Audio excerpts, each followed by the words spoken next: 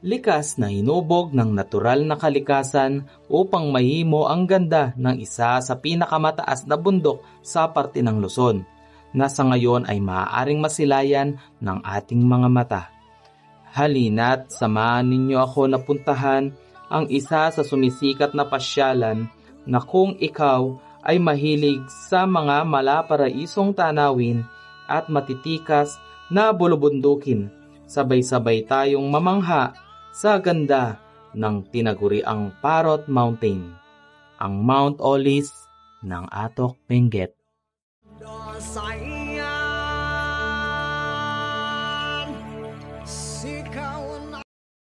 Yun, what's up? Napakakit na kami ng na Mount Olis dito.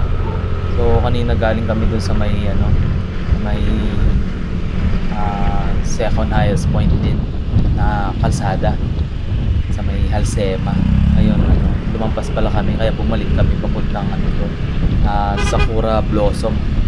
So yan pala yung mga kasama natin, sina Kuya Ren at saka sina Ginar nasa harapan. So kami pare-parehas kami na first time namin pupunta ng Mount Olis kasi yayaan na short ride lang dapat, pero ayan, napadpad kami ng Mount Olis. So ito, nandito na kami sa may paakyat na daw to ng Mount Olis, at ang sinusundan namin si Gina, kasamahan natin. So naka-scooter lang kami tatlo. Dito napakaganda na ng kalsada. Biruin mo papunta ng isa sa mga mataas na bundok, tapos ganito yung kalsada, tapos makikita mo dyan sa kabila yung view. Sana wag naman umulan kasi medyo makulog pala. Sabi daw nila marami daw mga tanim na iba't ibang kulay, repolyo, labanos, tapos yung mga sayote nasa gilid-gilid lang. So yun, dito medyo tinanghali lang. Ito mga repolyo at saka parang broccoli yun. Oo, broccoli yata. Mataas na din na natin makita. Tapos sa kabila natin sa kaliwa, parang na pag nagkamali ka, hulog ka talaga. So dito parang pahon na halos lahat kasi paakyat na. Tapos kakanan tayo dito. You know, mga ganung motor masarap dito yung mga enduro. Tapos dito may mga tanim sila. Labanos ata to, labanos. Akala ko kakanan ka, diretso lang ka. So yan, diretso lang ka. Tapos sa kabila, mga baka strawberry. Strawberry yata yung mga tanim na yun. Grabe, dito lang sa gilid-gilid may mga bahay-bahay. Tapos ayun, pababa. Mga strawberry farm yata yan. Ayan lang sa baba. Grabe. Nakakapasok din pala yung mga van. Kala ko mga pangkargada lang. Siguro mga dahil medyo sikat na rin kasi ang Mount Olis may mga pumupunta na rin. Siguro pagdating natin doon, kasya yung mga sasakyan, may mga daan na sementado na. Ayun yung parang strawberry yata. Medyo malayo kasi kaya hindi natin makita masyado. Oops. Meron nakasalubong na van, buti na lang alis to si Gina. Yun lang yung mahirap sa ganito mga kalsada, mga kulis, kasi hindi natin minsan makita yung sa harapan natin, lalo na kung likuan tapos ganito lang yung kalsada. Kaya parang ang hirap na biglang makakasalubong mo mga ganun, tapos malalaki yung sasakyan pa ba ikaw nakamotor lang.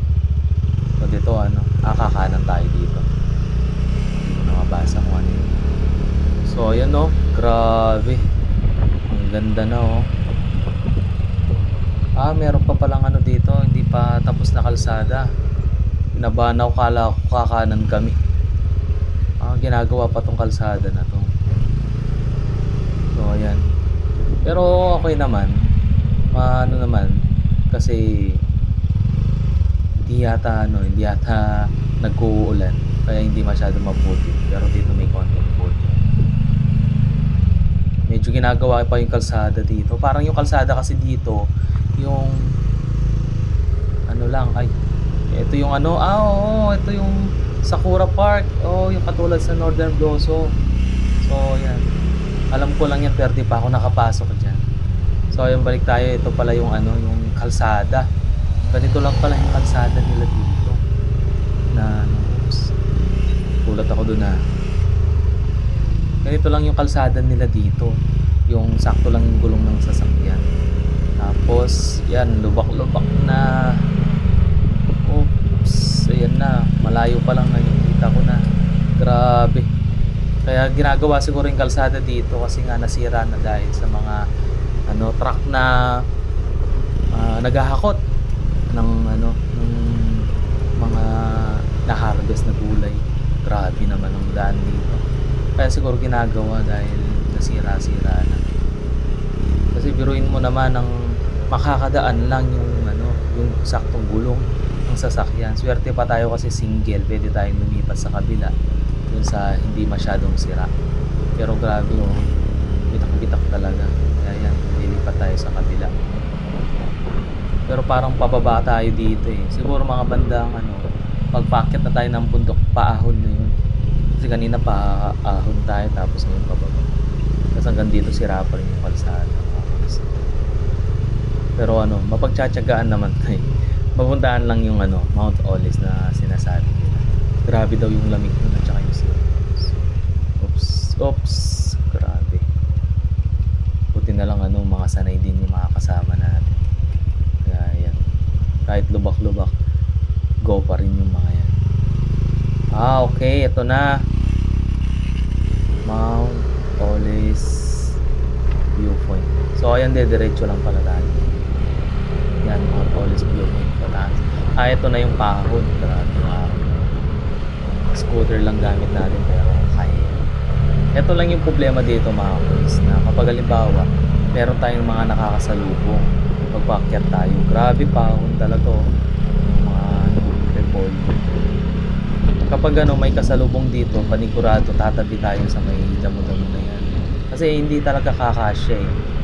Kasi tingnan mo naman, grabe, kahit saan ka tumingin puro repolyo, labanos, tapos cauliflower. Ayan, halimbawa ganito yung mga sasakyan, kaya hindi pwede talagang pasalubong. Grabe yung mga namin dito. Tsaka ano, sa kabila, pag ano, nahulog ka diretso ka sa mga repolyo. Kaya yan, so malapit na yata kami. Dito ba? Hindi dito. Ito na. Okay, ops, diretso.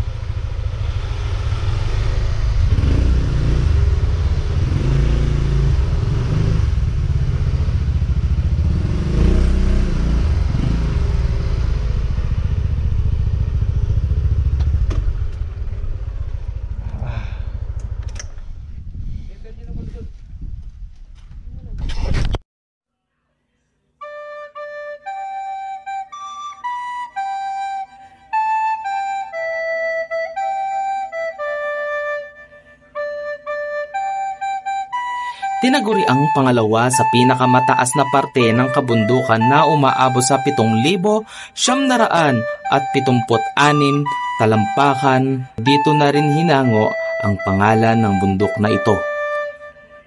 Bagamat sa panahon ng mga mananakop na Hapon ay minsan na itong pinagpugaran at ginawang manungaw ng mga sundalong Hapon, hindi may tatago ang angkin pa rin nitong kagandahan at sa kasalukuyan ay payapang namumuhay na ang mga kapatid nating mga Ibaloy kapiling ang kapayapaan at malaparaiso nitong ganda. Isa din ang Mount Olis sa pinagtataniman ng mga kagulayan gaya ng repolyo, labanos, kales, pechay at maging ng mga presa na pangunahin naman nitong mga produkto. Dinarayo din dito ang sobrang lamig o pagbaba ng klima na umaabot sa 1 sentigrado na halos magyelo ang kanilang mga tanim na gulay. At gayon paman ang pinakakaabang-abang na maladagat na kaulapan na dito mo lang din masisilayan.